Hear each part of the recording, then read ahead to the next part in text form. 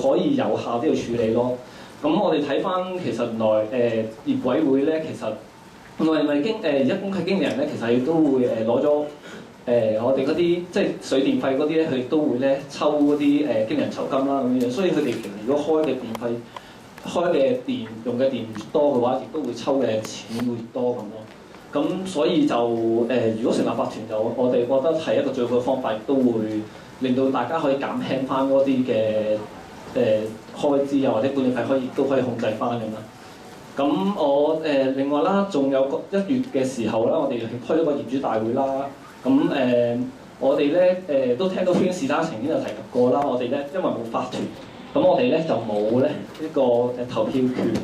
就算投票個議決案咧係通過，亦都咧冇執行能力，因為佢哋本身就係因為我哋本身都冇法團，就基本上嗰個議決案係無效嘅。咁所以我哋其實如果想即係有翻我哋業主嘅自主權啊，或者可以有投票權，可以就應該要首先就應該要做咗呢個成立業主立案法團。咁我哋之後嘅動作就會容易啲做好多，同埋所有嘅應該屋苑嘅赤字應該就會調翻轉頭就會變咗咁嘅情況咯。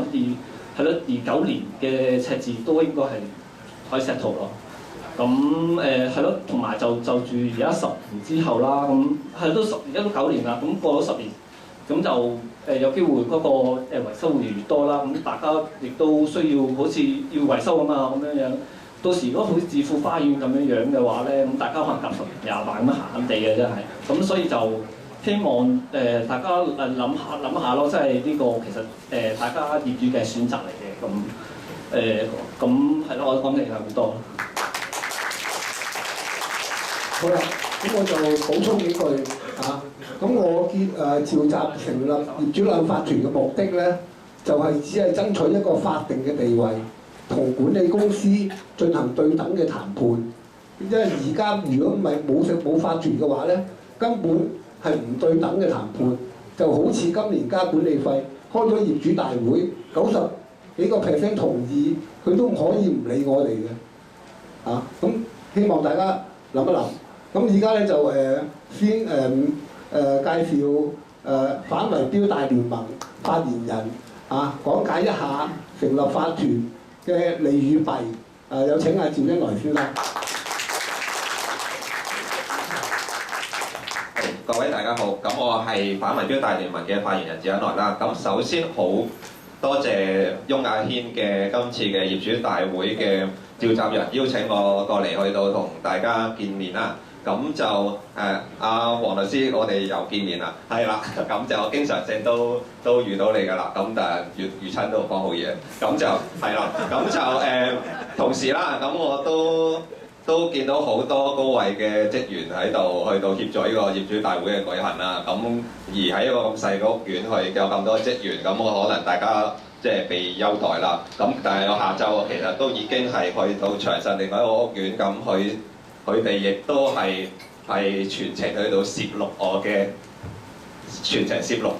行蹤啦。咁當其時佢哋嘅律師在場都冇話去到侵犯到我嘅私隱啦。咁當然我好大方嘅，我唔介意大家攝錄我嘅，但係最好俾翻個副本我。咁就係啦。咁廢話唔多講啦。咁其實我嚟到呢度，咁其實都希望去到簡單地講一講，究竟法團同埋業委會嘅狀態有啲咩唔同。咁就當然啦，我有不足之處，亦都請黃律師可以補充或者指正，係啦。咁就首先啦，咁其實每一個住宅物業去到成立嘅時候，咁通常咧佢嘅公契上面都有一個業主立案法團嘅組成，咁有呢個業主委員會嘅組成，咁樣去到運作呢個屋苑，但係業主委員會咧，其實就係一個諮詢嘅架構嚟嘅，不是一個冇一個法定嘅地位，亦都唔係一個法人嘅組織。咁當然啦，呢度有好處有唔好處。咁好處就係業主委員會係唔會去到面對一個法律訴訟。假使有法律訴訟嘅時候，就係全體嘅業主去到負責任啦。咁就但係有法團嘅時候，法團就代表咁多個業主去到授權授權呢個法團去到管理呢個屋苑。咁喺個管理嘅過程裏邊，咁當然有過失或者有問題嘅，好有機會去到面對一個法律訴訟。但係無論業委會同埋法團嘅狀態，其實到最終負責任嘅都係每一個嘅小業主，因為如果有法團嘅話，其實大家選呢個法團出嚟嘅時候，大家就有責任，因為呢個你係授權咗一個法團去到協助你哋去到管理呢個屋苑嘅事務。咁大家對於當然法團嘅委員對於各個小業主之間係需要有一個責任，而小業主去投一票，亦都其實有個授權嘅責任俾翻呢個法團嘅。咁但係咧，我哋亦都好重要一樣嘢，其實咧點解民政事務總署咁鼓勵大家去到成立法團呢？就係正正因為其實過去咁多年見到大廈屋苑管理就有各種唔同嘅問題嘅存在，咁希望有一條法例去到糾正當中嘅某啲唔啱或者離譜嘅地方。咁其實如果冇法團之下業主委員會嘅狀態，咁我哋就會去到有一個問題嘅存在，就因為其實業主委員會嘅狀態有好多建築物管理條例，即係我哋俗稱344香港法例第344章，有好多東西係唔適用嘅。咁但係有咗呢個法團嘅時候，就去到讓呢一啲嘅強制性嘅法例條款去到凌駕於去到限制住呢個屋苑嘅管理。咁民政事務處都相信呢一樣嘢係會對小業主會多啲保障嘅。咁但係咧，當然啦，咁每個屋苑佢個個人公契係發展商同第一個業主去到簽訂嘅。咁嗰個公契就由發展商揾佢嘅法律顧問去到撰寫啦。當中有冇一啲部分係同小業主嘅利益相違背咧？咁當然每個嘅公契有唔同嘅做法。咁但係我簡單地，其實我簡單地睇過沃亞軒嗰個情況啦。咁其實你哋就會有一個比較大嘅情況喺度，就係其實原來咧，你哋業主大會嘅決定咧，只能夠限制全體業主嘅約束業主嘅行為，不能夠約束呢個公契經理人嘅。咁喺呢個情況之下，大家會面對啲乜嘢呢？咁你哋1月嘅業主大會就好深深地去到經歷過一次啦。就原來你哋業主大會嘅決定係限制唔到呢個公契經理人，即係管理公司嘅一啲決定，左右唔到嘅決定。咁但係如果成立咗法團，又會有啲咩咁嘅情況呢？就因為如果成立咗法團，呢個法團嘅管理委員會就係管理屋苑嘅各位業主嘅代表，呢個代表就可以去到同小業主去到監管你個屋苑嘅財政狀況。譬如我哋可能好簡單地去到招標進行一啲維修，或者招標進行買一啲會所嘅設備嘅時候，其實都需要經過法團嘅管理委員會去到開會去到審批。法團嘅管理委員會對於全體嘅業主係需要有一個責任負上嘅，而因為整個過程係會經過法團嘅管理委員會嘅開會嘅決定，所以其實佢哋所有嘅會議記錄必須係根據翻建築物管理條例嘅規定，喺會議之後28日內去到張貼喺屋苑嘅顯眼嘅地方啦，咁樣俾各位業主查閲。而法律上亦都有一個叫做權利，就係作為一個小業主可以查閲翻呢個法團過去6年嘅會議記錄、核數報告等等嘅文件，甚至乎你哋亦都可以引用呢個法律去到查閲翻呢個屋苑嘅帳目，讓大家俾嘅管理費能夠一目了然。咁樣喺呢種情況之下，當然啦，到最後去到成唔成立呢個法團，就係要根據呢個大廈建築物管理條例，你哋行緊第3條，就係需要有30% 嘅業權同意去到投票去到決定成唔成立個法團，而每2年一次，亦都需要去到投票呢個法團嘅管理委員會，去到揀翻自己屬意嘅法團委員管理呢個屋苑。咁我喺度簡單地講咁多，如果有咩問題，隨時可以問我嘅。多謝各位。好啦，咁而家咧就問一問諮詢下大家嘅意見。咁而家就業主發言嘅時間。咁而家大約係9點9個半字。咁到唔係8點9個半字。咁我哋9點投票咧就好少時間俾大家發言。咁大家想唔想延後一啲咧？延後啲。咁9點半好唔好？9點半啦。咁而家 OK 啊？邊位想發言嘅？好先俾陳浩健啦。阿勝哥，規矩規矩就係3分鐘。OK 啊。冇影啊！好，我係陳浩健，我係2012年12月入伙嘅，我係第五屆嘅委員。我一入伙就做委員。聽講話啲高位點衰570萬，我入嚟睇，一入到嚟我真係睇到570萬。我應承各位，一定要去減翻清楚嗰個數。當年570萬，終於我哋入到去做咗第一年，有成績減咗30萬到啦。跟住呢2年，每一年都可以減到而家420萬。點解會可以做到咁樣？其實真係要大家去監察㗎。我並不是話要反對成立法團，我支持，但係咧要光明正大，有誠信管理呢個屋苑㗎，係咪？如果俾一啲而家即係話，如果唔清唔楚嘅，就做到呢個法團，大家信唔信？即係將自己銀包擺出去地下任人執。我而家想問一問，正話阿主席，你正話鹹水爆裂唔知啲咩事？天台菠蘿包咩問題？天橋嗰條有咩問題？我同你講，菠蘿包上邊60萬啊，要搭一個棚。當年我哋第5屆叫管理公司叫長實去承擔翻呢條責任，佢係做立咗4組嘢。當年我哋成功叫佢做翻靚咗，而家成個菠蘿包清清楚楚，當翻。不過好快又壞翻。呢樣嘢，如果大家願唔願意拎60萬出嚟搭呢個棚，再去做翻佢，使埋大家嘅錢。第二樣嘢，鹹水爆裂。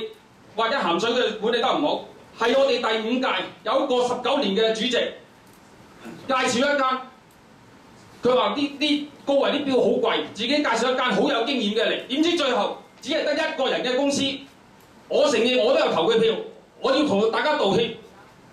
但係我哋而家知道咗，而家啲人就係話特登想入去，就係話啲咁嘅人，我哋點監管咧？監管唔到，好難監管㗎。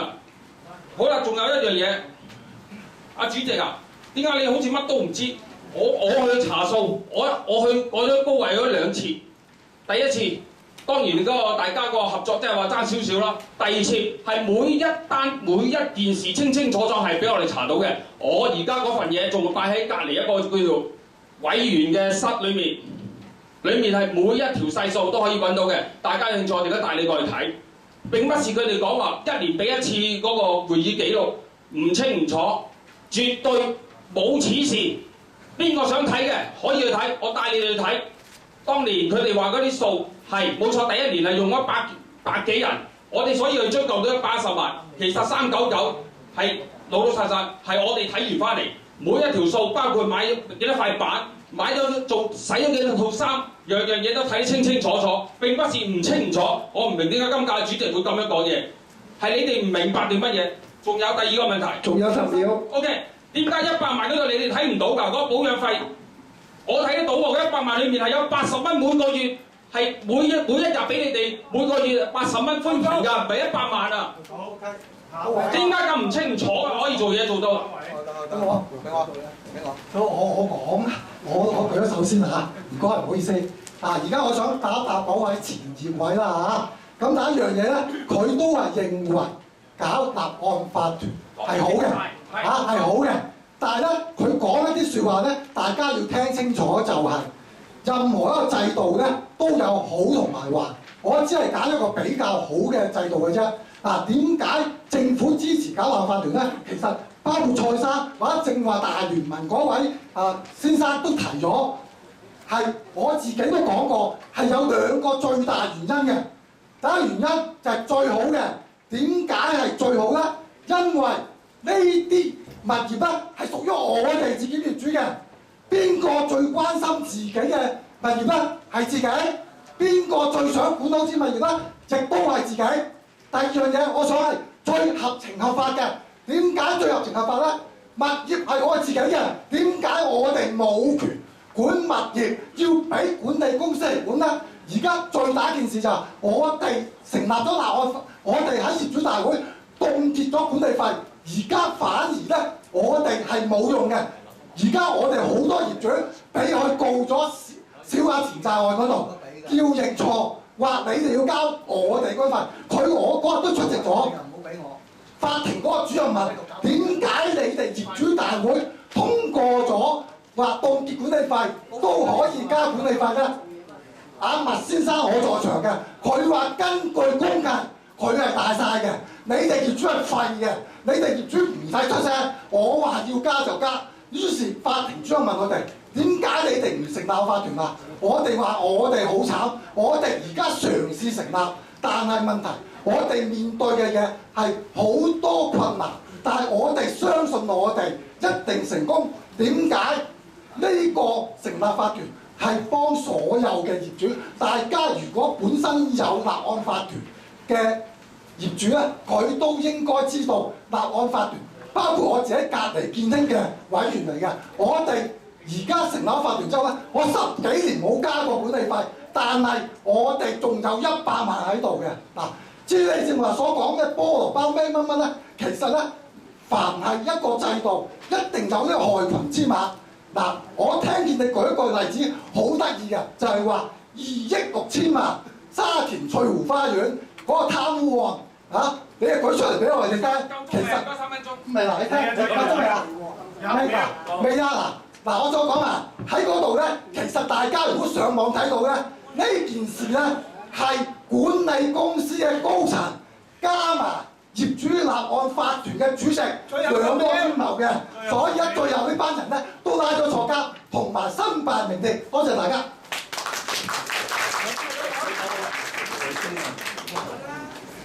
各位業主，咁我咧就入咗協委會咧，最長命係我啦，7年。咁亦都做過16年嘅主席，亦都做咗2屆嘅秘書。咁一直我都係跟進緊咧，就係嗰個赤字問題嘅。咁對於赤字問題咧，15年嘅時間，的確阿黃志文做核數嘅時，佢亦都係數師嚟嘅，上過高位。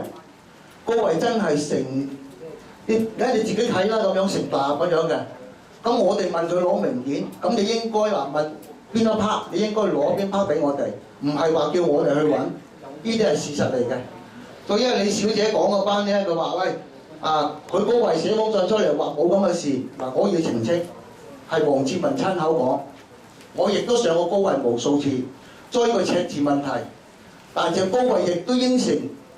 唔會俾嘅，1個先都。5分鐘。你告我啦，你告我啦，大佬我點告你啊？我告你，你告翻我使我嘅錢，所以我就唔會去做。後尾揾阿譚耀宗，結果就攞翻110萬，但大會咧認為咧，業主大會通過咧認為唔需要啦。咁我做7年期間咧，全部都係監管工程嘅。咁我發啲工程咧，全部都係高位認可嘅承建商。入咗嚟，有啲甚至冇嚟睇工程嘅，有心做嘅可能比較價公道啲，冇心做嘅去到明10萬嘅、20萬、80萬都有嘅，即係佢主要就係1張標，每一份嘢要10張標。好啦，得到我哋揀到最低啦，認為最低嘅都貴過市面出邊3、4倍嘅。咁嘅情況下，我哋點樣可以咧？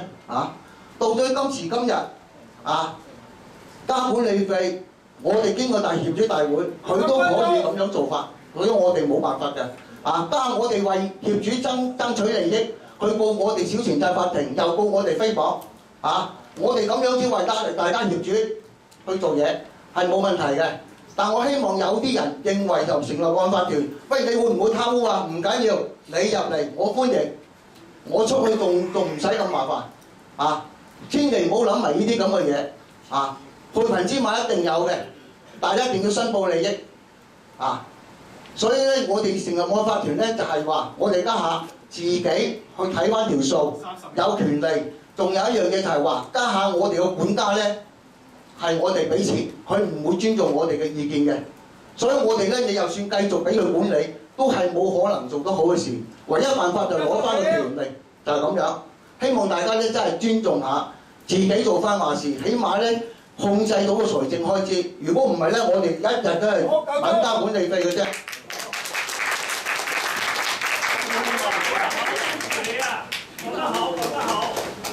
事實係咁啊！我仲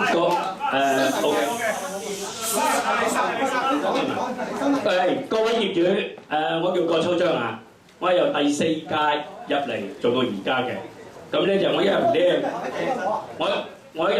我一入嚟咧已經知道係爭咗500幾萬。你唔好同我講，你講緊有冇隔離啊？我唔係，我叫你介紹一次個名啫。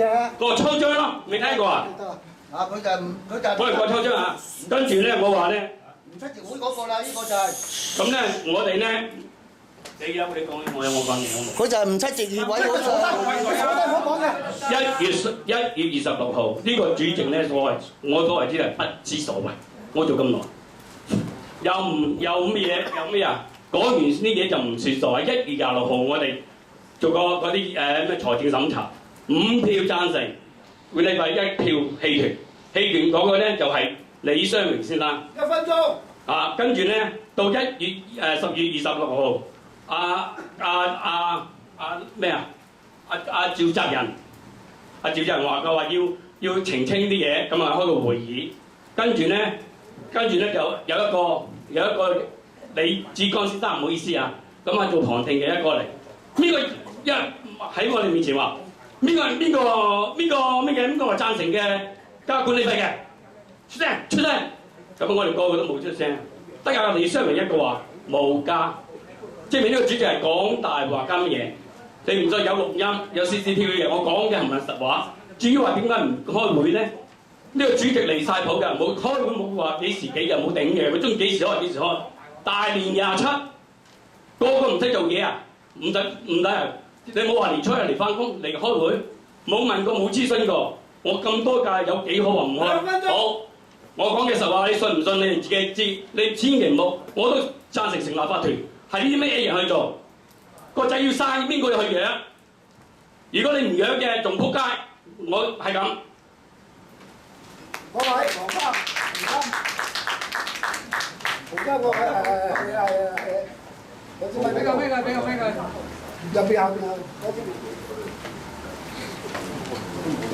係咁各位業主，咁我姓楊嘅，咁2011年咧搬入嚟，咁我都 share 我啲之前個 case 啦，咁我入嚟住之前咧，我係喺呢一區咧就某間大廈嘅法團秘書嚟嘅，咁之前咧都係揾管理公司去管理啦，咁叫做屋宇啊嗰間嘢應該執咗笠㗎啦，咁嗰陣時嗰間嘢咧就穿咗我哋大廈咧30幾萬。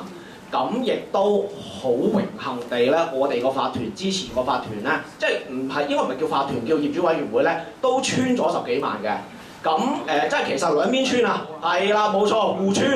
咁樣又點咧？就係話變相咧，嗰陣時我哋個大廈咧就係負數負得好緊要啦，跟住又要業主夾錢填冚啦，好慘嘅嗰陣時，跟住仲要維修，咁啊好慘好慘。咁咧就之後咧就成立咗法團之後咧。咁其實我亦都要話俾大家業主聽咧，係要捱嘅，唔係唔關大家事㗎。我哋要投票去揾人出嚟去做，但係亦都好老實講一樣嘢，係冇人去做嘅。因為點解咧？法團咧呢幾個人咧係冇錢嘅，義工做得好就應該做，唔好就俾人乜係啦。嗱呢一樣嘢係真係堅嘅，我已經俾其他業主鬧我唔少㗎啦。我個之前個主席咧係直情係夜晚係收呢個管理員嘅電話，話喂，爆水喉，我落嚟望一望先，凌晨幾點冇錢㗎。咁所以其實係大家一定要齊心，係真係要輪流做，同埋一定係要咧係一定要大家係一定要信嗰個人，同埋要輪流做，同埋係唔關大家事㗎。如果唔係咧，個法團係一定會有貪污㗎，因為你來去都係會咁做，冇人監管，咁咪穿咯。冇人監管啊嘛，你唔換人咪穿咯。係啊，就係咁嘅咋。其實係好簡單，但係亦都好難做啊！大家係要知道係要捱㗎。其實尤其是初頭成立法團嘅時候咧，係要大家係要密啲出席，係啲出席㗎。如果唔係嘅話，係冇意思㗎。咁嗰陣時我哋直情開會冇咁舒服㗎，係搭張一人一張凳，係拎落去個大堂嗰度圍住，跟住個業主行過，呢班人搞乜咧？咁原來開緊會，但係來來去去都係得個10個8個，有7個係委員，係啦，3個係業主，好慘啊！咁但係到而家嗰棟大廈個情況係點樣咧？就係話係唔會赤字，仲有盈餘，係由原本負數盈餘到40幾萬。有40幾萬盈餘，係夠錢，係做一般嘅維修，仲可以搞靚個大堂。咁你話成立法團係好，抑或唔好？咁大家諗啦。咁究竟係穿俾管理公司穿啦，定係俾法團穿咧？定係兩邊穿咗之後都仲有錢剩咧？就自己諗，係啦。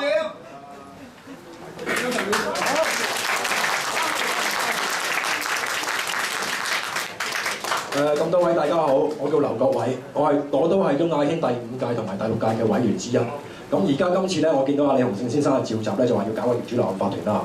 咁但係據我所知，今次呢件事咧係因為咗業委會通過咗管理費，或者未通過管理費。有人認為而家高位呢間公司騎劫咗我哋，漠視咗我哋嘅民意。我希望今日我覺得應該係要澄清呢件事。咁我頭先咧。你哋高位，我想問翻你哋究竟有冇錄音？你當日你11月26號，你哋開呢個常務會，因為當年我第5屆同埋第6屆我做委員嗰陣時，你哋每年都會加管理費。你加管理費之前，你係會同我哋個委員開個會先嘅，由我哋個委員裏邊表決要加幾多 %，今年加10個，定係加9個，定係1個都唔加。好啦，我哋經過我哋委員同意完，大家認為應該今要加幾多 % 之後咧。你哋再會開個諮詢會，我就想你哋希望你公司今日可以澄清翻，究竟你係邊個講大話？係業委會有冇通過國家管理費？我想知道呢樣嘢。因為點解而家我聽郭修真先生講，佢11月26號去開會係有5票贊成，1票棄權嘅。但係而家我又聽見阿主席講，呢張紙係我派俾大家嘅，呢張紙係喺我喐亞軒業主立案法團嘅，喺喐亞軒業主會嗰裏邊咧，我 highlight 咗有一個叫泰利，因為我冇公開佢電話咧，呢個係私隱。阿泰利先生即係我哋何偉雄嘅主席，佢喺12月16號即係開完呢個常務會表決完之後，佢喺呢度講話業委員冇同意加管理費，只係進行諮詢。我覺得呢個咁嘅講法係唔多唔少有啲誤導咗我哋啲業主。你咁睇下，真係㗎。所以我希望今日你哋高位又好，你哋業委會又好，今屆我冇做啦。我希望大家俾翻個清晰嘅答案我哋，究竟係邊一個資料錯咗？唔好話講大話咁難聽，大家一場街坊。業委會都係一個義工，包括我都係。夠鐘未啊？我講完啦。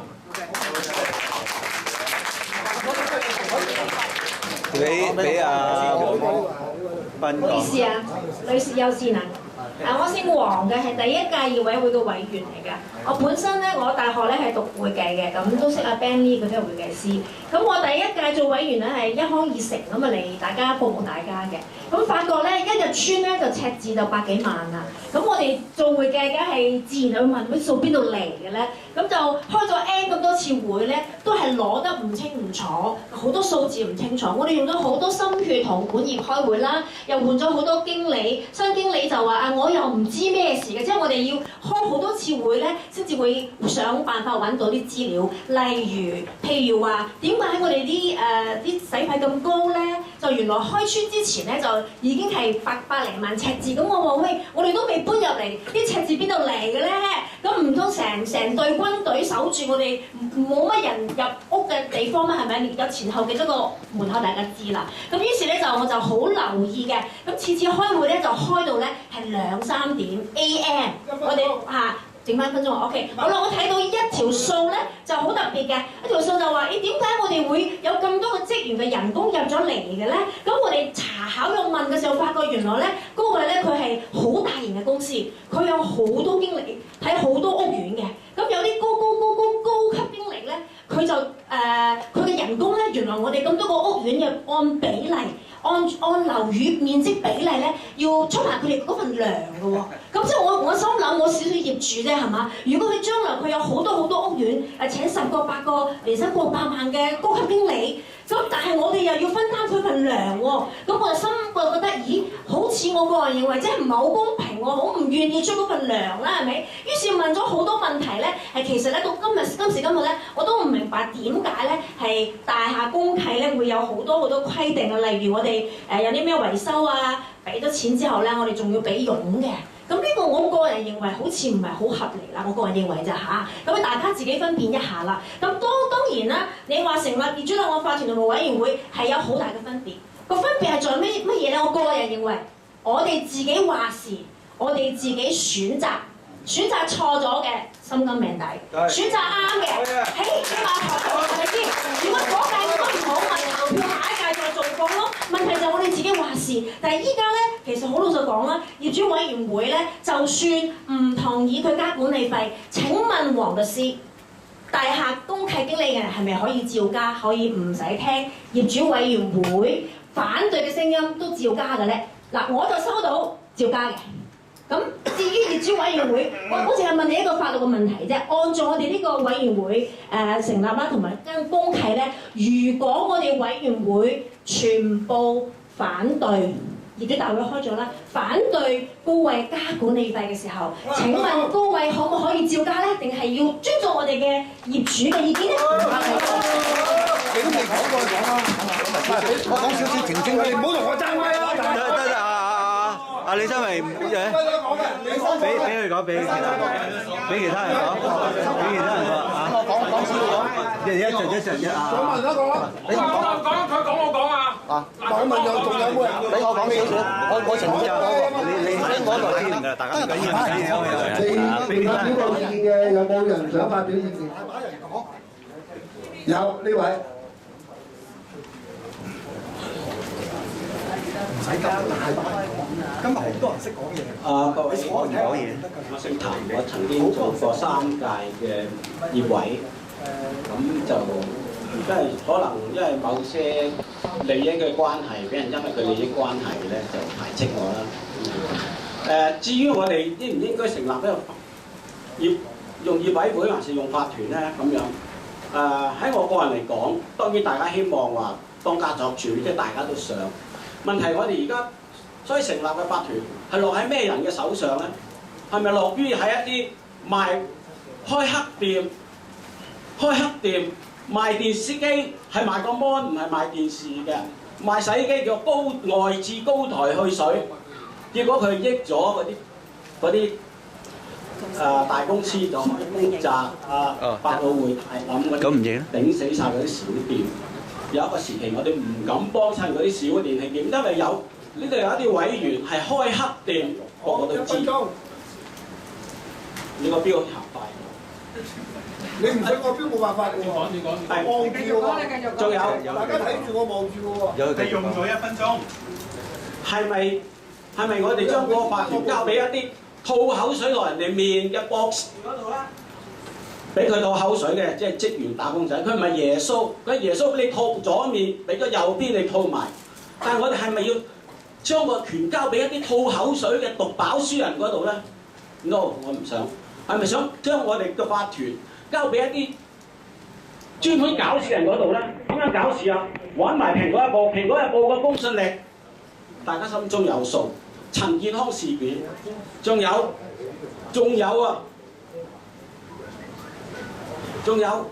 霸王洗頭水係咪致癌？已經證實咗呢啲係虛假嘅嘢。我唔係幫霸王個服，仲有胡鬚佬賣龜苓膏話貴。喂，點解佢哋會大家揾蘋果做呢啲？趙希來出名叫做金牌無間道，佢出賣佢老闆嘅。我哋係咪揾呢啲人出嚟搞事啊？係咪先？所以我哋將個法團交俾邊人手上咧？我冇信心，我去做，但我阻止唔到其他唔應該做嘅人做。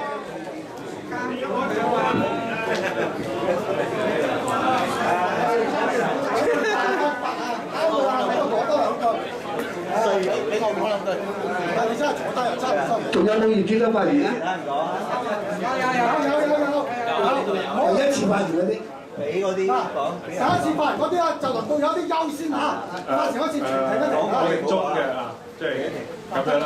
其實聽咗大家嘅意見咧，其實我覺得依家大家係對成立法團係有需要，只係對法團嘅人係冇信心嘅啫。咁其實我不嬲都覺得都係有兩面嘅。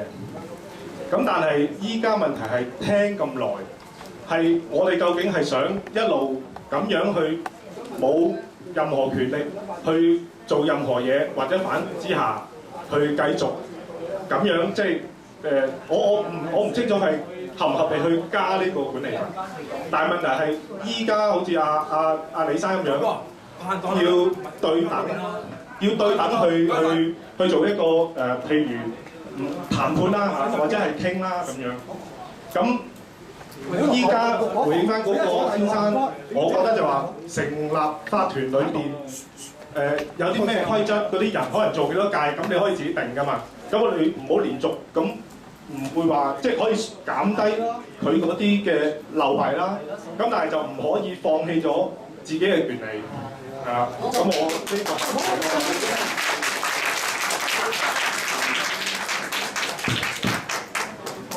好。咁為咗公平起見咧，咁我哋而家咧就俾高位嗰邊嘅我哋屋主嘅法律顧問啊講。3分鐘啊！係就回應翻咧頭先有位會計師業主啦嚇，就查詢一個問題啦，就係話關於管理費就業主大會通過嗰啲啦。嗱咁可能咧當中係有一啲誤會啦。咁如果正常嚟講咧，有冇法團成立咗啊？如果業主大會通過嘅議決咧，係一樣係有約束力㗎，一樣有約束力。管理公司都唔應該會去加管理費，就算冇法團都係咁㗎嚇。不過可能你哋當中有一啲誤會啦，就嗰個事件究竟係點樣發生咧？你俾人哋講嘢啊！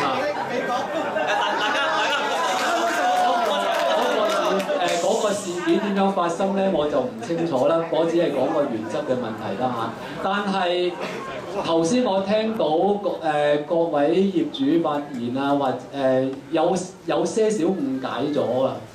關於管理費嗰度，係咪成立咗法團就可以係即係話唔使加管理費咧？咁嗱，其實咁樣嘅個情況，344章。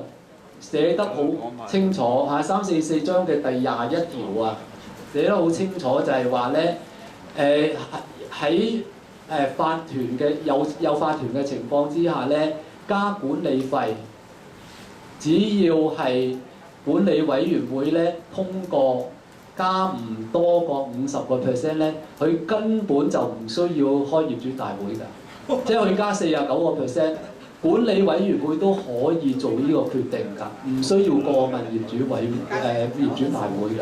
嗱，咁所以咧就其實咧就唔係嗱，我唔係發言啊，我係應頭先嘅業主嘅提問。唔好意思，我想你講入你講，咁你講個鐘頭，我哋唔使講啊，係嘛？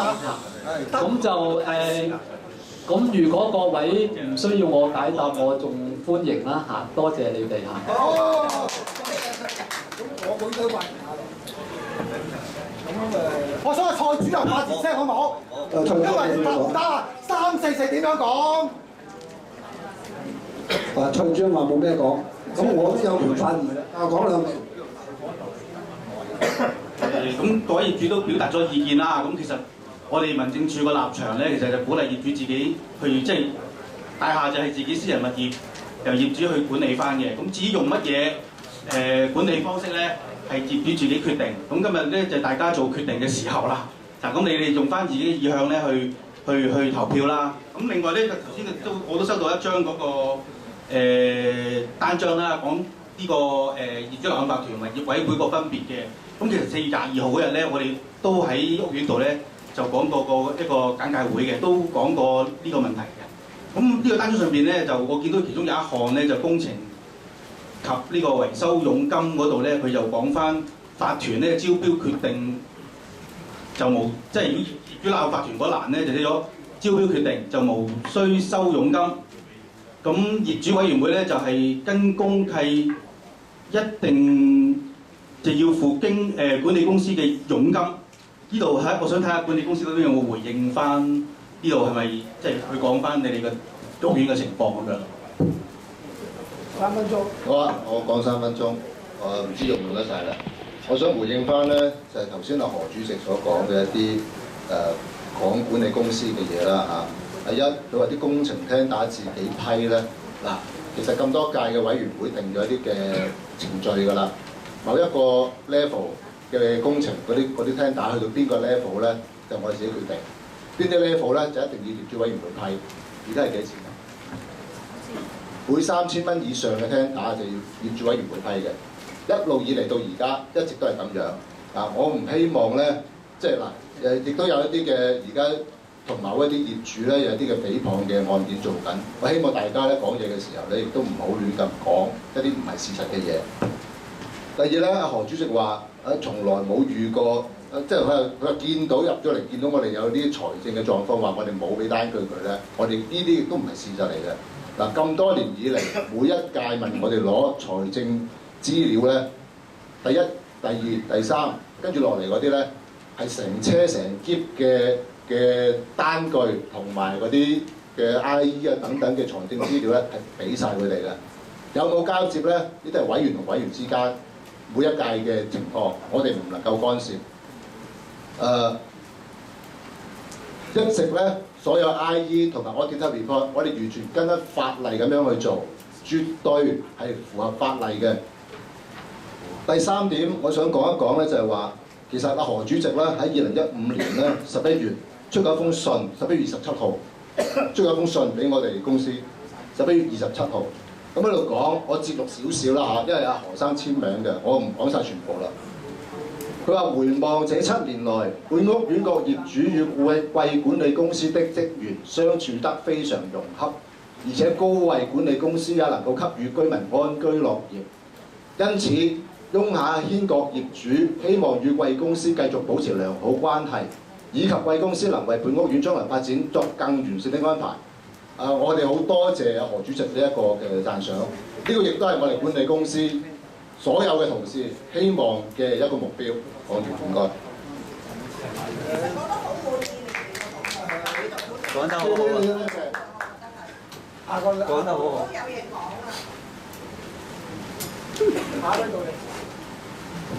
你好，咁我係第一屆嘅師傅啦。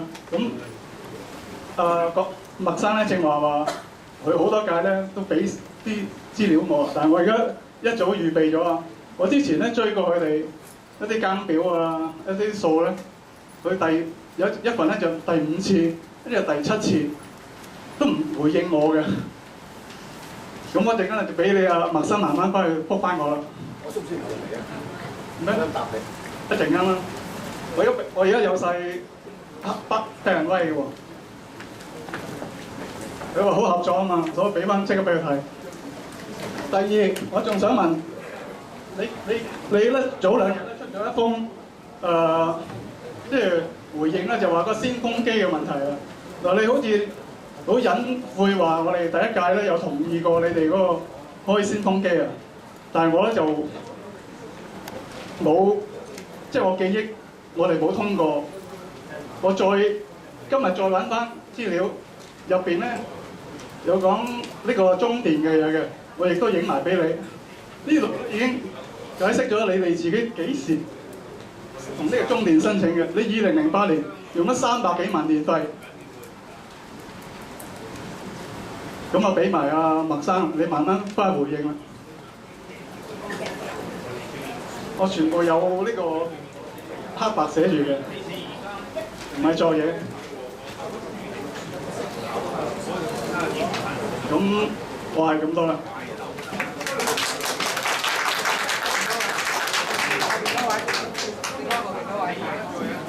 大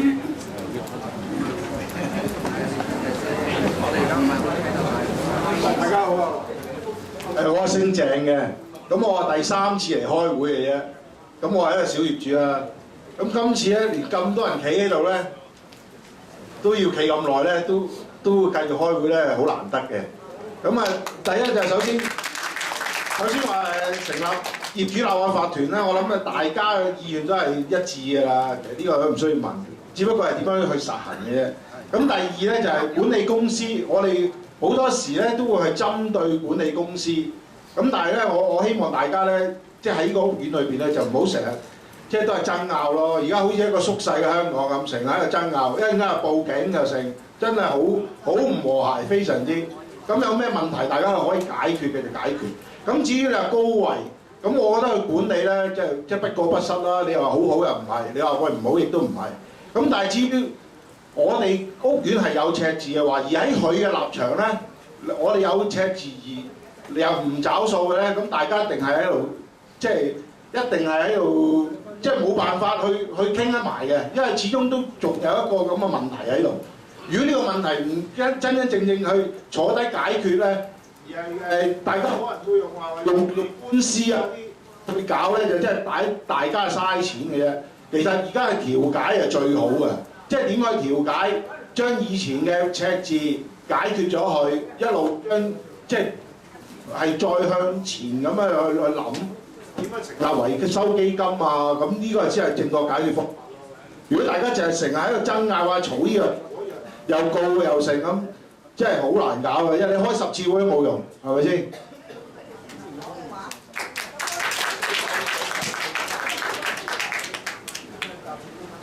我想知道，我都係呢度嘅業主，我都係第一次正式落嚟開會，咁我就發覺真係好唔和諧。點解咁即係聽埋咁多信，收埋信箱咁多信嘅咧？真係好煩咯！你大家都喺度住㗎嘛，點解要搞到咁樣咧？咁仲有管理費加，我覺得好正常。你唔係加到10幾20%。你而家嗰啲人工咁高，你哋有冇人工加呢？我覺得加管理費好正常嘅，你完全唔肯俾人加管理費，我覺得係好唔合理嘅事。咁仲有，如果你哋成立咗法團，咁嗰條數點呢？係打官司啊，定係話可以一筆勾銷呢？咁如果佢話唔得，要你還，咁點呢？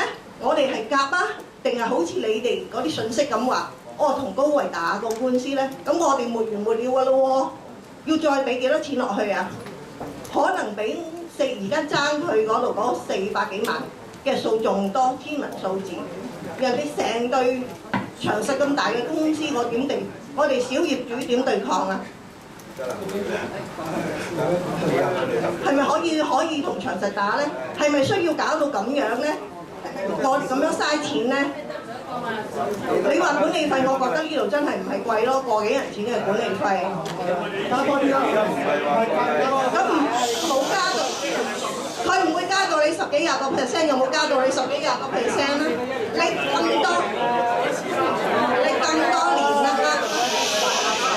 咁多年啦，已經。喂，夠鐘啊！大家尊重，大家尊重。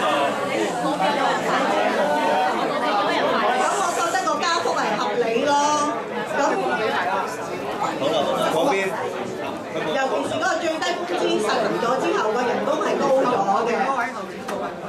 咁如果係真係有一啲人別有用心嘅，咁想做一啲嘢啊，攞一啲利益嘅咁樣，即係請大家睇清楚啲咯。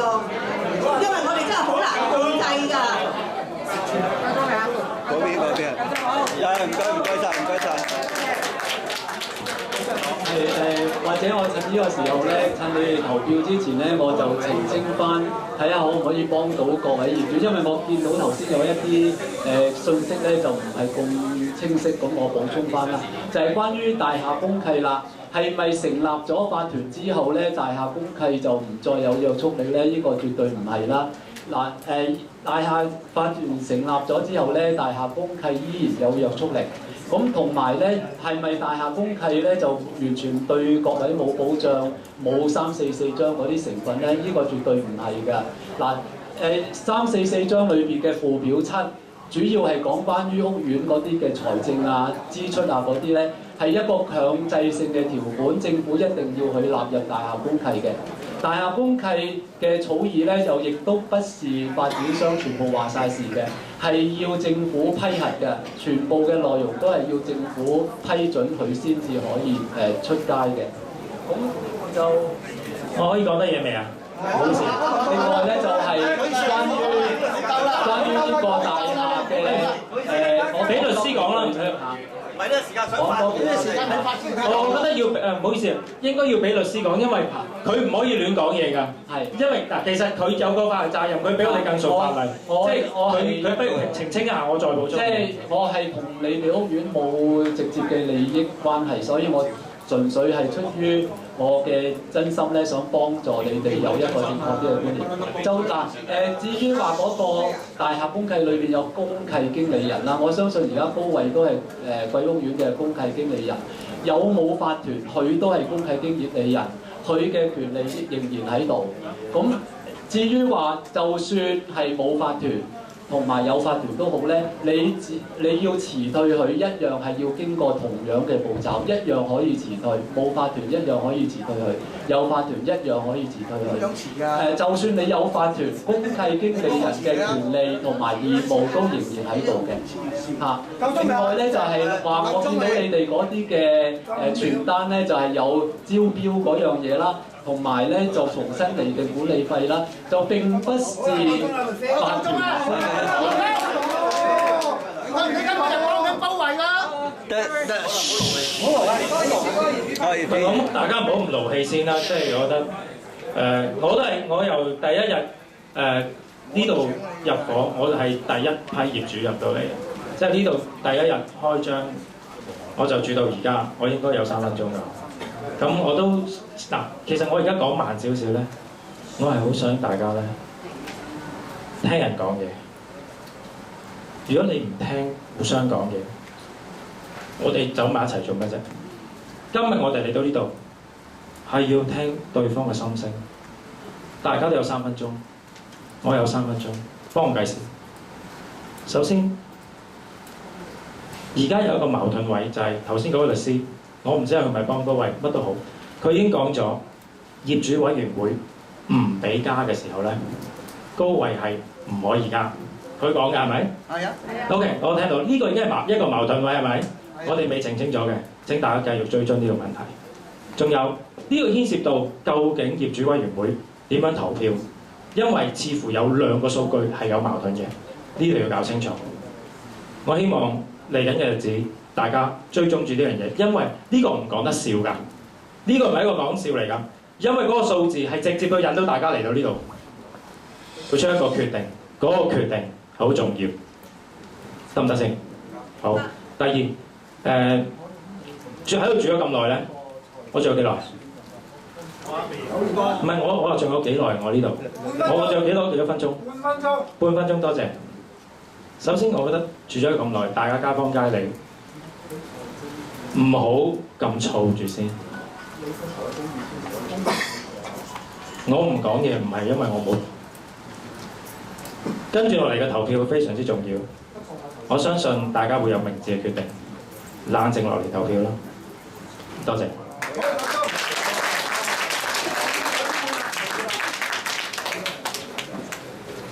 投票嘅時候再講。唔好意思啊，嗱，李生，我哋想補充少少嘅。嗱，頭先前委員劉生咧，佢有提出過一個問題，就係關於喺15年11月26號嗰個會議上咧，各位委員係有進行一個表決嘅。咁想問翻在場嘅業主係唔係需要聽翻呢一個錄音？係啦，有冇需要聽翻錄音？如果有嘅，我哋可以係啦，或者有興趣想聽嘅，不如。業主可唔可以舉一舉手，大家睇睇先咯。點票嘅時候再做呢啲動作。李生，係咪9點半先？係啊，9點半啦，即係9點半啦，投票啦。我仲有5分鐘啊。我個標。OK。我嘅標。咁依家9點半啦，咁我哋啲投票，咁點票嘅時候咧都仲可以講嘅。咁一陣再點票嘅時候再處理啦。咁而家開始投票啦。係啊，開始投票。好啊，藉著大家投票嘅時候，我想補充頭先律師所講嗰啲咧。我哋都同律師交換咗意見。因為律師未睇過公契。要話俾你聽，頭先係第一樣嘢先得㗎。如果未成立業主立案法團咧，就以公契為。依家咧就係公契就寫得嗰個第一個已經算好清楚㗎啦。會議議程第一項議決，咁大家睇下啊，可以用呢個議決，你跳去邊度？好嗱，咁或者喺大家業主投票之前咧，係啦，或者都要講一講解嗰個投票嘅規則啦。咁大家必須要睇清楚呢個投票嘅規則，留意翻下嗱。你手頭上而家咧係有一沓選票嘅，頭先你哋登記入場嘅時候咧已經有一沓選票俾咗你哋。咁大家麻煩留意啦，投票嘅規則咧係必須要嗱。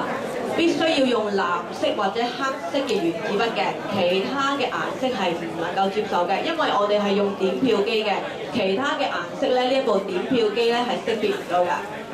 唔好意思啊，嗱，麻煩大家靜一靜啊，可唔可以聽一聽嗰個投票規則先？因為呢個係會直接影響到大家投票嘅。第二，你哋填嗰個選擇咧只可以填一項，如果有多過一項或者冇填嘅話咧，咁呢個係會當廢票處理嘅。第三，你哋填嗰張選票嘅時候咧，唔可以進行任何嘅塗污嘅，因為如果係咁嘅話咧，部機亦都係會過唔到嘅。另外就麻煩大家唔好摺嗰張票，掉落個票箱咧，只需要就咁放落去就可以㗎啦，千祈唔好摺巢，亦都唔好對摺嗰張選票，麻煩。第四，如果萬一你哋係填錯咗嘅話咧，麻煩大家行到嚟我哋台前，我哋係會有個更換選票嘅地方嘅，咁係必須要由我哋大會嘅工作人員去幫你進行修改，自己係唔能夠就咁查咗佢簽名嘅，因為亦都係過唔到機，係會當廢票嘅。咁或者係需要向我哋大會提出以一票換一票嘅方式去攞嗰張新嘅選票去做嘅，或者大家有冇問題？係咪畫紅圈嗰度啊？講俾人聽啊！李生先。嗱，大家睇到咧，而家係熒光幕上面咧有嗰張選票嘅式樣。嗱，第一個議程咧，我哋係揀贊成定係反對去成立業主立案法團同埋委出管理委員會嘅。補充幾句先，各位手頭上嗰沓選票咧好大沓，我哋依家先用第一張1號選票，啊，其他選票唔好用住，先用1號選票。係唔喺個四方框嗰度啊？嗱，大家1號選票咧右上角1號選票寫咗㗎啦，咁你哋只需要喺贊成或者反對呢一個圈嗰度畫嘅啫，只可以揀一個選擇，多過一個選擇或者塗花咗咧係唔能夠。係塗，係啦，係將佢油黑佢，係啦，將呢個圈油黑佢就得㗎啦。油黑個圈啊，講清楚啊，大佬激嚟都冇喂，開始一段㗎嘛？可唔可以聽咗個錄音先啊？或者呢個我哋喺收票嘅期間，我哋會播嘅，係啦，呢個可以冇問題嘅。咁另外都要講翻一啲投票嘅規則。係咯。同埋我想問咧，有冇一個 MC 去主持啊？好似好亂咁樣嘅，兩邊一齊講嘅，你哋兩邊。嗱，因為咁樣嘅，我呢邊本人咧就係大會嘅司儀啦。咁但係因為阿李生咧，佢就係呢個會議嘅召集人嚟嘅，咁係啦。嗱，或者咁啦，如果既然我哋有業主有意見係要需要聽錄音嘅，或者我哋都可以準備，係啦。開始投票係咪啊？唔係。我哋聽咗個錄音先。我聽錄音先。我想聽下錄音先。三位在場嘅而家。阿婆啊！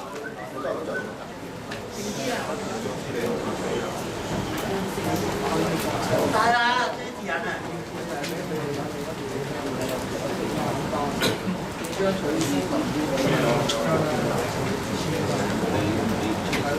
大家一定會知道我哋建議加幾多，同埋未來如果加6%嘅話，佢盈餘會幾多？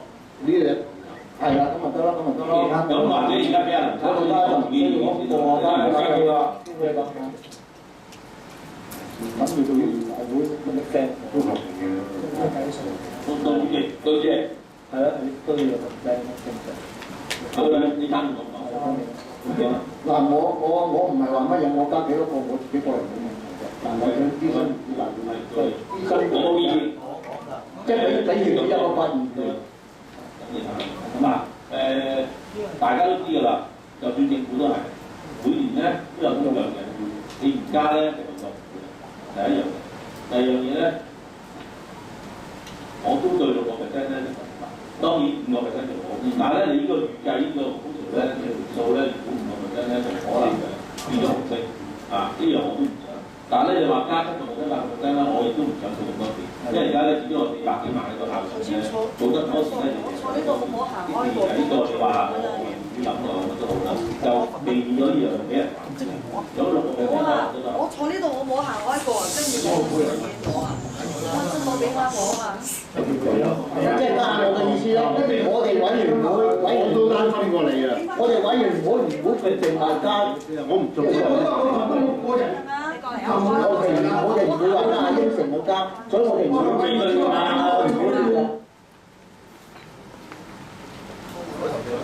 嗱，我講得好清楚，係我講嘅，我哋委員會唔會決定加幾多嘅？我講得好清楚，係冇通過嘅咁啊！等我再播一播人哋啊！係啊，播完㗎啦，係冇通過嘅，我哋。你播完之後有冇通過啊？我聽唔到有通過字啊！一定要經業主大會通過，我就係咁樣。我曾經講過就係話，我哋6個人唔可以代表咁多業主嘅。而家老電又有證據錄出嚟啦，我係冇通過㗎嘛，冇舉手冇成嘅。我哋通過嘅維修基金1萬啊，到家都未俾我哋，又點啊？維修基金通過好多次啊，係1萬啊，佢交通嘅曬。呢度我哋建議加咗，同埋未來如果加6%嘅話，佢幾多？呢樣係啦，咁就得啦，咁就得啦。咁或者而家俾人打到加建議9.7啦，已經開始投票，唔該。問翻嗰業主要聽。你咪攞個支咪啦，阿李生，佢支咪未用，借住用先啦。係冇通過㗎。今晚係咪召集人係大啲㗎？即係話召集人講啊，唔係阿司講㗎。唔好嘈啦，大家打清楚聲。阿李生講嘢，李生。咁就段錄音帶就播咗啦。各位鄰居有冇得聽得唔清楚嘅咧？聽得清唔清楚？冇通過啊嘛，你唔清楚。大家同唔同意再播一次咧？唔使，咁唔使就投票啦。係冇通過㗎。通過啲嘢你又唔做衞生啦，冇通過啊嘛。嗱，咁都提翻在場業主啦。嗱，投票嘅規則咧，我哋留意翻。投票嘅期間，我哋宣布咗開始投票之後咧，我哋出邊就唔會再進行任何登記程序㗎啦。第二，我哋截票前係會進行3次嘅提醒嘅。麻煩如果手頭上仍然有揸住選票未擺落票箱嘅業主咧，麻煩舉手示意。咁我哋宣布咗截票之後咧，我哋係唔會再接受任何投票㗎啦。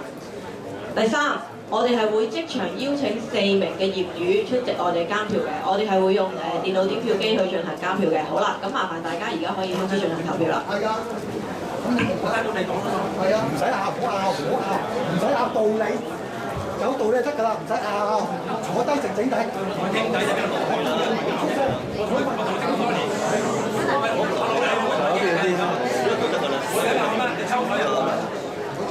你抽佢人家，你咬人家。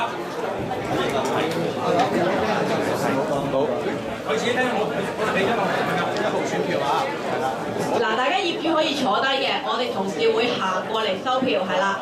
大家唔需要喐，因為場地都比較窄啲啊嚇。我哋同事係會行過嚟收票嘅，唔使緊張。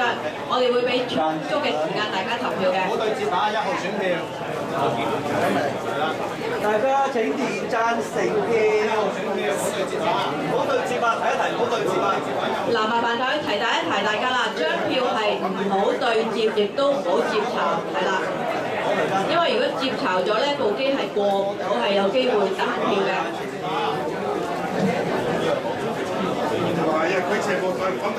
嗱，後邊嘅業主唔需要心急啊，我哋同事係會行過嚟收票嘅，大家坐翻個位度就可以㗎啦。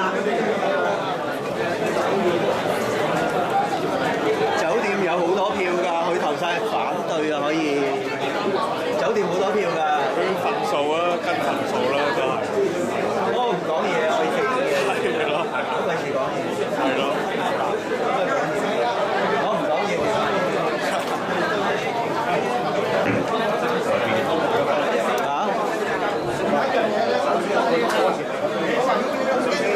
講嘢，淨係拍嘢啫，得唔得？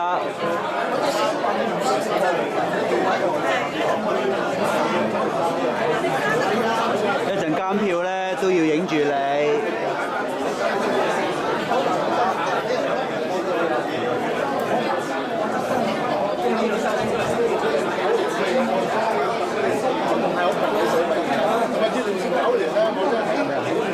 唔好影佢啊！得 ，OK。得，好，佢就咁樣影住呢度啦，又繼續。佢唔中意我就唔影啦。佢唔中意我咪影咯，冇所謂。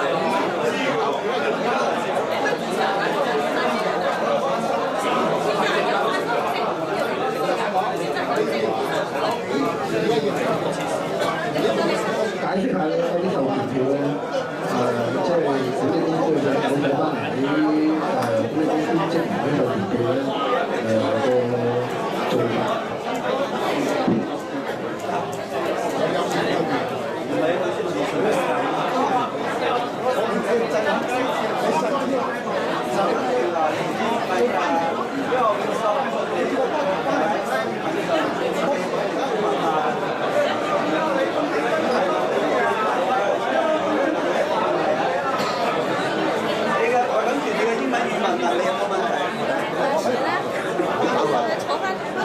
你搞佢自己蝕底，真係應該。我睇下 Ben 做咩先？寫咗好多封信佢。嗱，麻煩後邊嘅業主有冇邊位係仍然未擺票嘅？麻煩可唔可以舉手示意我哋同事會攞票箱過嚟嘅。嗱，麻煩如果未投票嘅業主咧，舉一舉手啦，我哋同事會攞票箱過嚟。係啊，我睇10部機，我而家要專注望實呢部機。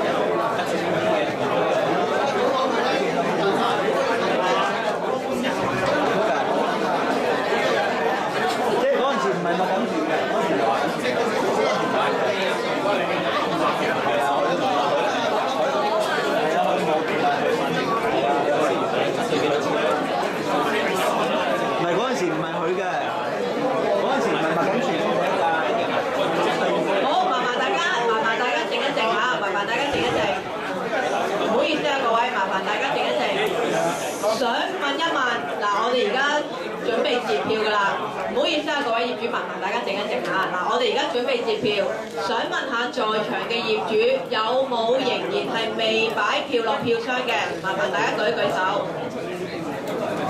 好，唔好意思。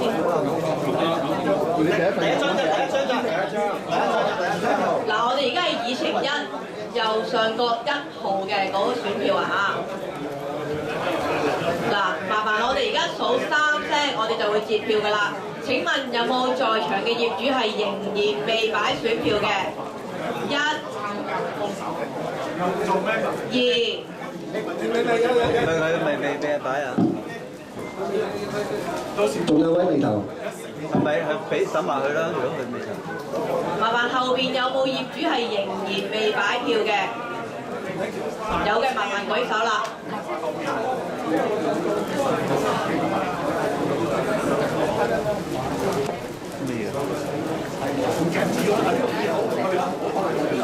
好啦，我哋再數多一次嚇。好緊啊！仲有冇業主未投票？嗱，我哋最後數多一次嚇，有冇業主係仍然未擺1號嘅票落去票箱嘅？1、2，係咪你？3，好，咁我哋宣佈截票啦。唔使佢監票㗎，有4個人監票就監啊！我哋要揾4位業主監票。可唔可以影個監票情況啊？有冇啲鄰居願意監票嘅咧？而家需要4位。我哋需要4位業主監票嘅，請問有冇人係願意嘅？好，呢邊。我去影一影啫，監票。我影一影嗰啲票啫，影一影啲票啫，冇乜所謂嘅，唔係影個人啊！我唔影個人，影啲票咋。小心，小心啊！我行開喎，唔見到我個頭呢啲嘢。嗱，或者趁住呢段時間同大家講一講，咁其實咧，所有嘅選票咧都要保留嘅。所有嘅選票咧都會保留嘅。咁管理公司咧今晚出席嘅業主人數咧，佢都要報翻俾我聽嘅。咁各位嘅授權票咧，亦都喺齊呢度嘅，一張都唔會少。咁投票完之後，我會核對翻所有出席人數、授權票，夾翻啲選票，啱唔啱數嘅？呢個一定會做嘅，因為呢個係責任嚟嘅。可唔可以發問題啊？而家咁而家點翻票？第一個先係我想問一問先啊，我想問翻高維，今日咧酒店會唔會嚟投票？唔該你講講好唔好啊，高維，同埋酒店會佔幾多份業權份數？麻煩你講呢2個數據俾我聽。高維，麥總經理係嘛？麥副總經理，我問緊2個問題。第一，今日酒店會唔會嚟投票？如果投票嘅話，佢會佔到幾多業權份數？唔該答啦。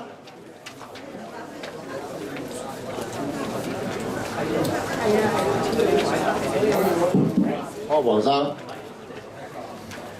根據大公契裏邊嘅記錄咧，住宅部分咧嘅總業權份數係42,466份，停車場部分咧係2,467份，零售發展部分係1,355份，酒店咧就係21,190份，總嘅業權份數係可以我嚟計算嘅咧，就係67,478份。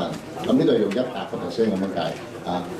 咁至於你話酒店業主投票係乜嘢咧？咁就要問翻酒店嘅業主，因為本人咧係代表高位，係管理公司嘅代表。即係正如譬如話，你問是第一位業主佢嘅投票意向係乜嘢咧？我唔會知嘅。啊，唔該。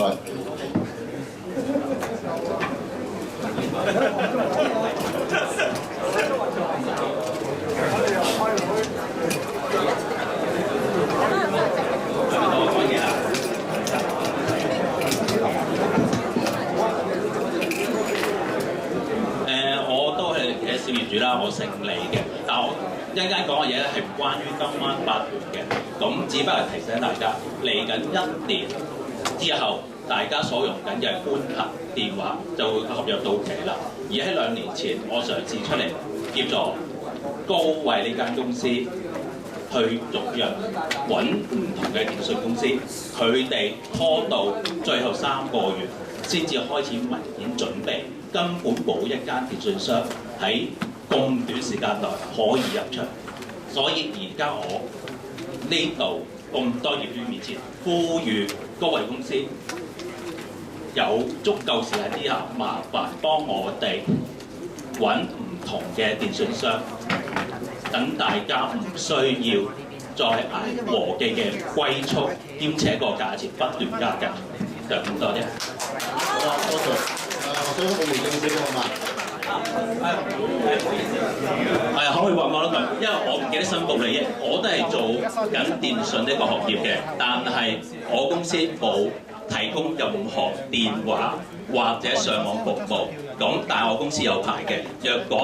若個大家覺得我對呢個係利益有衝突嘅，我可以即刻離場。若果有業主舉手，我就可以離場，得唔得？我諗咁樣嘅，如果做聽打嗰啲咧，我哋一般咧，如果有利益衝突嘅咧，就會申報嘅。你話可以重複過嘅，所以只係過一次啫。咁有問題就即係睇。係咪唔需要我回應啊？係咪廢票嗰啲就由你哋4位決定？我哋就咁啊！今日開始啊！咁啊過咗呢邊啫。係咪唔需要回應？啱。我哎呀，你都唔聽聽清楚，我公司係有寬頻牌、有電話牌，冇提供服務。香港寬頻有冇提供服務？有。而我做緊公司，你哋若果唔係行內，根本唔會聽過你一間公司名。其實我講一講寬頻嗰樣嘢啦，即係我哋亦都希望呢個財政狀況咧去得改善咧，其中一個我哋曾經有好多方案去希望同大家討論嘅，同業主委員會亦都傾過好多次。其中一個方案咧就係開源節流啦，係咪？3分鐘啦，係啊，你哋希望你哋嗱，其實而家投緊票已經完咗啦。我希望同大家講一啲財政改善嘅方案或者管理嘅問題咧，如果你哋有興趣傾嘅，可以留低再講。或者你哋話，交俾委員會或者下一屆再傾嘅，遲啲傾嘅，我哋都希望一齊傾點樣去改善財政方案。好快到下一年㗎啦，其實我哋而家6月，我哋每6個月之前咧就做財政預算，咁好快下一屆到9月又要再選啦。咁其實都迫在眉睫要傾嘅。咁將來寬頻電話其實佔你哋呢度屋邨嗰個開支咧都好大部分。亦都好多人投訴或者有要求，就話希望加快啲光纖要做寬頻，亦都 campaign 話好慢。我哋自己公司都開中意聽你講唔聽，你中意聽你講嘢啊！即係我啊嚟過幾次嚟開啲咁嘅會，就不歡而散。高位咧就派咗100幾人喺度圍住晒。嗰條數就唔知邊個出糧俾佢哋嘅，每日揾著我哋嚟揾，係咪先？喂，我哋今晚業主開會啫嘛，你差事咩？你派1、2個代表喺度得啦，你擺咁多人喺度做咩啊？揾食啊，行遠啲啦，慳啲啦。呢一個我哋協助咧，就係召集人咧，就要求高位公司，我哋管理公司咧協助我開會，第一點。第二點咧。加班費咧喺呢個屋邨嘅同事，佢哋喺度做嘢嘅加班費，我相信你哋都樂意俾佢哋㗎。其他屋邨嗰啲咧係其他義務過嚟幫手嘅，因為大家見到咧呢度都有成100幾人啦，咁係咪得10個人就可以處理咧？亦都有好多準備工作，開一個會唔係咁簡單，要寫一場擺凳。set 好啲呢啲咁嘅 PowerPoint，夠鐘啦，唔該。我係咪唔使人做嘢咧？其實唔係㗎嘛。其他張冇晒。麥生夠鐘啦，可以稍後對於財政狀況或者點樣解決，我希望將來有一個時間，我仲1分鐘喎，仲有30秒。希望將來或者不久之將來，我同阿何主席所講嗰封信一樣，我哋高位係希望同大家一齊去做好呢個屋邨，去解決一啲問題。我哋希望同高位合作，但我唔希望同公契經理人合作。好啦，咁趁而家點票嘅時候咧，咁我都講翻3分鐘啦，咁其實即係我召集大家開會想成立呢個業主立法團咧，都係想大家翁亞軒業主立法團成立咗法團就有一個法定嘅地位同高位對等談判。咁一個真實嘅個案，我另外一個單位喺荃錦花園，咁佢成立咗法團之後咧，請律師跟翻過晒啲公契啊，跟翻晒啲數啊。咁結果咧就追翻780幾萬翻嚟。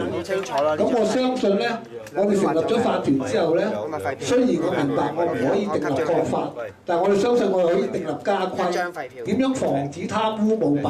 咁我哋係會寫一個守則，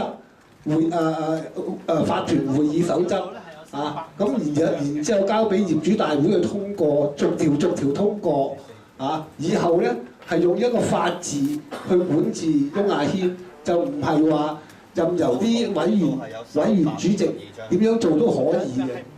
咁請大家相信，即係當然今晚未必可以成立到，但係最終有一日都可以成立到。法團會議守則我哋一定會做嘅，咁寫好晒啲權力嘅分配應該點樣做防止貪污舞弊咁成立咗法團之後咧，我都想請個律師去跟過晒啲公契，去跟過晒啲數。如果係應該邊個負責，就應該邊個負責。如果係要我俾錢，我願意俾錢。如果係唔應該我俾錢，我一定唔會俾錢。我講完啦。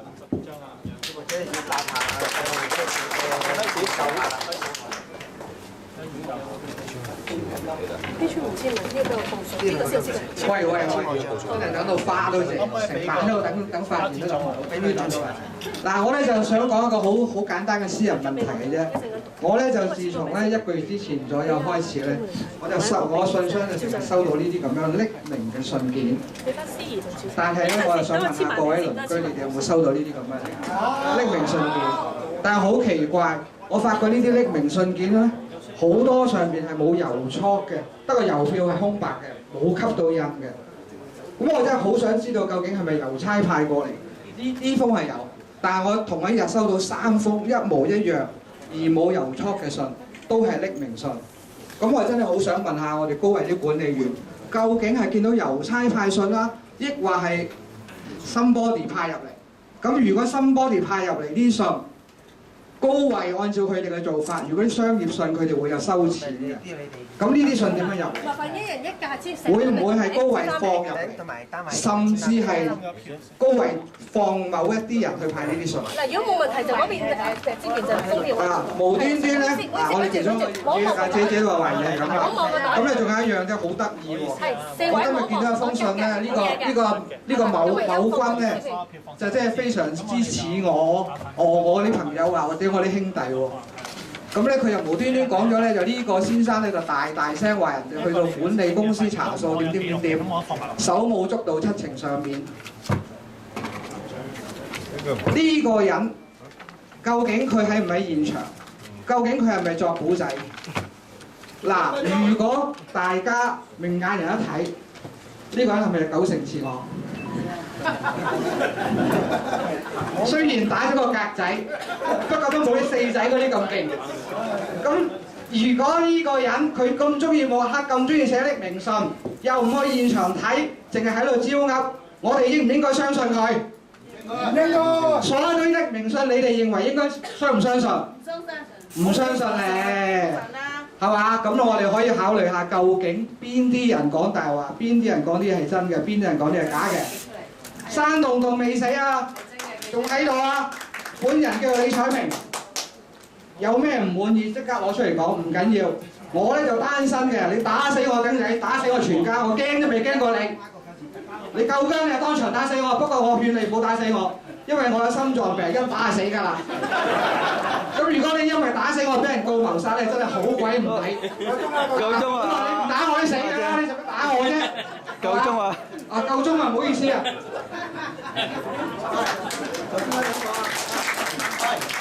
仲有冇啫？呢度再影。因為呢個咧各位業主先頭咧聽過錄音帶啦，錄音帶係協委會一至今晚都平反啦，係我哋冇應承加6%嘅。有啲嘢已經刪除咗啦。當晚阿麥生叫我，佢話如果你加管理費都決定唔到，唔好做委員啦。可以咁樣答，刪咗好多冇嘅嘢啦已經。咁啊今晚都好平反我哋協委真係冇通過話加6%嘅。但係雖然冇話加過，佢話我哋應承，今晚就證明啦係冇應承過啦。咁啊仲有一樣。維修基金咧3次常會都通過嘅，佢又唔交喎，又唔依照做喎。咁呢啲咩規矩啊？咪以大食細咯，咁簡單係咪先？公開嘅商業對卡嘅時候係咯，咁唔平等嘅。50個即係你個單位有幾多？趁而家得閒，大家想唔想再聽一下嗰啲錄音帶咯？好啊！唔使啦係嘛？冇咩好應承㗎，咁樣咪咪會啱啱講過公司㗎，嗰度話業主大會要開喎，咁啊再挑下好似啊，好得閒啊，唔係可唔可以如果俾啲咪咧俾後面咧？你俾個咪佢啊！嗱，我正話就聽，我好清楚聽到咧就話阿李你新聞先生話會等業主大會通過啊嘛，但係點解阿麥生阿李建豪經理咧就話業委會通過嘅？我好唔明喎，可唔可以你解釋下？你呢個白紙黑字寫住話人哋通過咗喎。律師，你係咪叫虛假陳述啊？咁啊犯咗咩罪有律師要同我答啊？喂，你係好呢個唔係淨我聽到喎，而家所有呢度都有人聽到。應講你唔講，唔應講你又講你個律師。李生，冇，等佢講。我聽到頭先咧咁多位有好多爭拗啦，其實頭先我嗰個錄音帶我都聽得唔清楚嚇，聽得唔清楚。同埋即使就算你再播咧，嗰個錄音帶都係一啲片段啦。咁即係話未能夠睇到全面咯嚇，唔係全面，係冇通過，唔係全面。我哋李生，我想問有冇業主再講嘢嘅攞出嚟睇下咧？係啊，唔係李生，因為後邊啲人邊個想再發言㗎？趁呢個機會啊，跟住爭取你自己機會好冇？係個姐姐好耐未講啦，姐姐係啊，姐姐好中意阿姐講嘢㗎。各位，其實咧我就真係唔想講，我呢幾日咧後生，不過咧嚟到呢度開會咧好辛苦，即係呢幾次咧唔講咧真係好唔舒服。不過咧，我希望我哋漸入佳境啦，係咪？我雍雅軒嗰度咧，我覺得好多人都係好肯做嘢嘅。咁當然咧，其中係有啲有意氣之爭啦。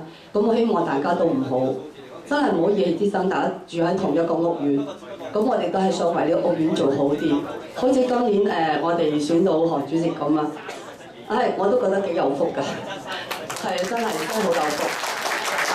先幾年嗰啲咧唔係話唔好，不過咧即係容我講一句，有時咧，譬如阿李志光先生咁啦，有冇叫錯？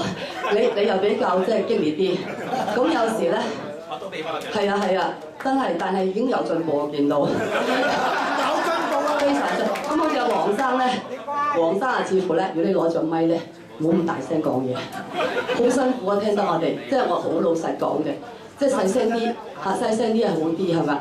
即係我知你激動，但係亦都唔需要。我而家都好激動。我細個講慣㗎嘛。係啊，但係咁樣傷你把喉啊，我覺得唔好啦。我自己而家把喉都唔好係咪？好啦，嗱咁即係其實咧而家比較輕鬆啲啦。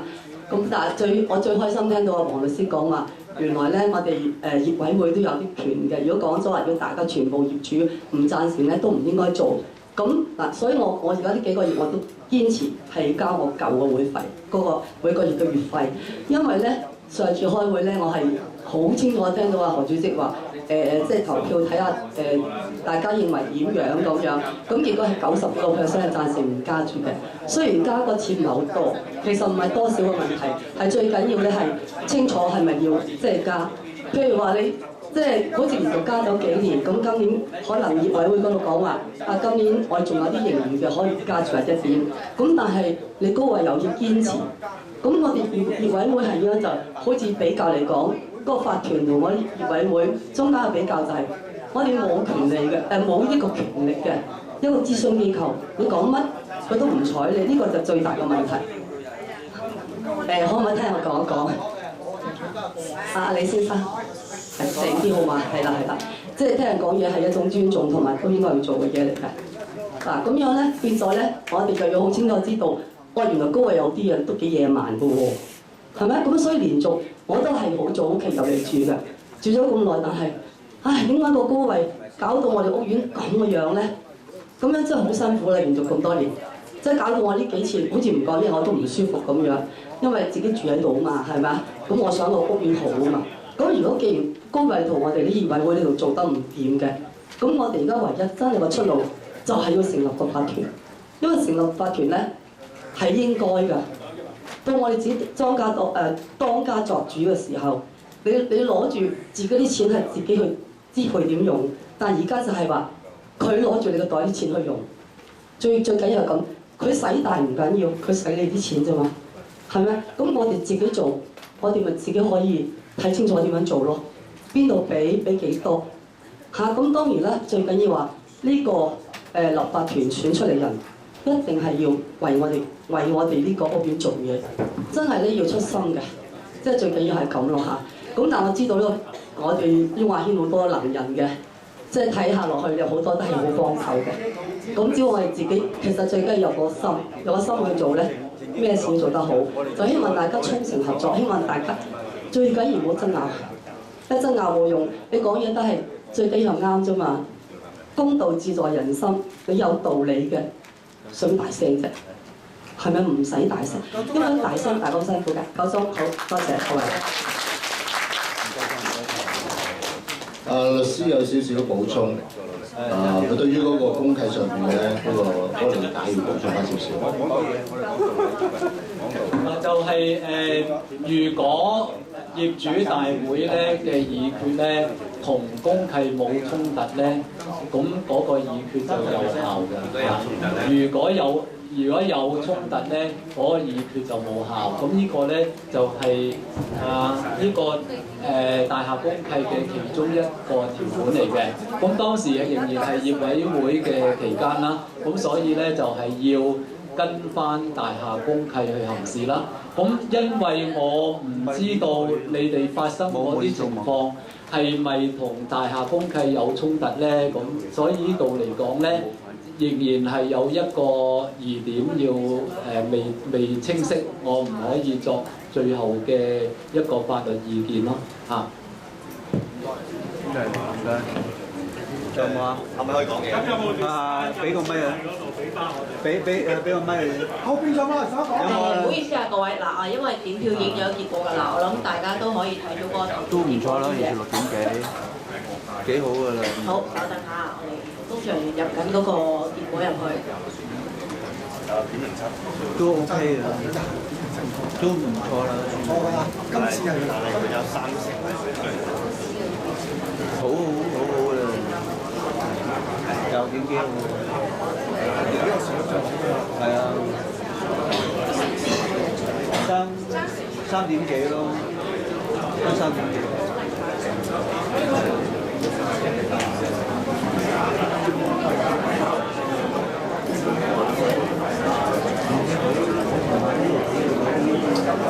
有啲可以再新啲，冇包啦，走我哋分選傳，佢哋㗎。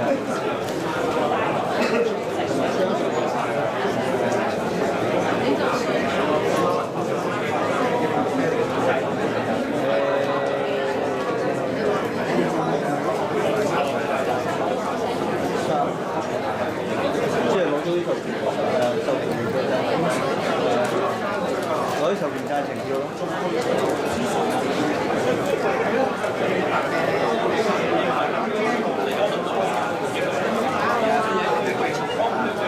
高位都好多好人嘅，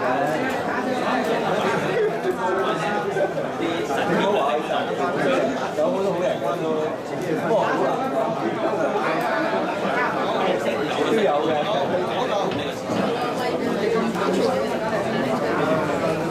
係啊。26.07，爭3.4咯，差唔多3.0。好啊，嗱，或者我哋宣佈一下嗰個投票結果啦。嗱，熒光幕大家都睇到啦，贊成嗰度咧係獲得不可分割嘅業權份數9831份，佔嗰個百分比咧係26.07嘅。咁而投反對嘅咧係有27,877份，咁係佔73.93個百分比嘅。咁而廢票係有1張嘅。咁即係話我哋議程1議決成立業主立案法團及委出管理委員會呢一個議程咧係獲得通過嘅。好啦，咁我講一講啦。咁咧就係咧，好明顯咧，酒店咧就投咗票㗎啦，就投咗反對票。唔好意思啊，李生，我哋補充少少先嗱。呢一度呢個贊成嗰個百分比咧，只係以今晚出席嘅嗰個不可分割業權份數去計算嘅。嗱，如果我哋以翻有投票贊成係9831份咧，係佔緊雍雅軒總業權份數咧，其實係14.56個百分比嘅啫。係啦，咁呢個大家我哋要補充翻少少嘅。好明顯咧，就係酒店咧就投咗反對票㗎啦。咁咧各位唔使灰心，咁我咧就將會咧有一啲表格咧俾大家填咧，再接再厲，再去會成立業主立案法團，同埋我會去土地審裁處申請行第4條希望土地審裁處可以頒令10% 成立業主立案法團，因為我哋依家覺得大業主打壓小業主，因為佢用酒店嘅業權嚟壓我哋。好啦，嗱咁因為我哋2001呢一個議題咧，已決成請大家留步，幫手簽一簽啲，本地委員會咧係不可得通過，簽啲授權票，所以我哋再嚟一次。打後嘅嗰啲議程咧係唔需要繼續進行㗎啦，會議其實亦都已經正式結束㗎啦，多謝各位。哦，結束。大家如果係你3或上個手係啊，叫我簽名啊！各位，請留步，拍行道，簽多張授權票先，我哋再。